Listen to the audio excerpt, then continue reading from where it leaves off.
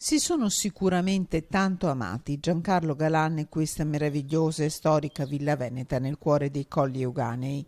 Lui, potentissimo doge veneto, fedele cavaliere di Silvio Berlusconi.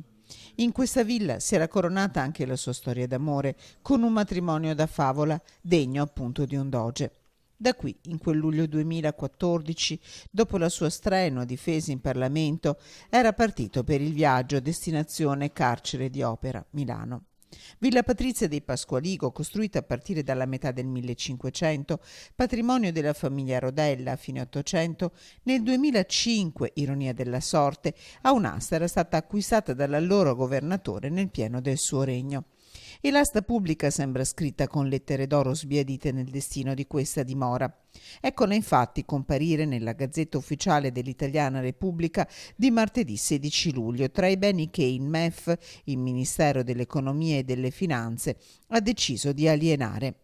Immobile numero 386, Veneto, Padova, Cinto Euganeo, Villa Pasqualigo Rodella.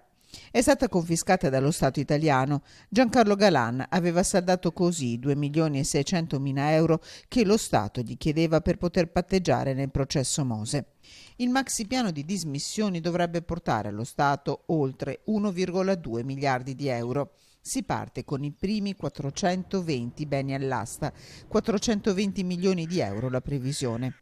La dimora di Cinto Euganeo non rientra tra i primi 93 già messi in vendita, ma dopo 4 anni Villa Pasqualigo Rodella Galan potrebbe avere nuovi proprietari.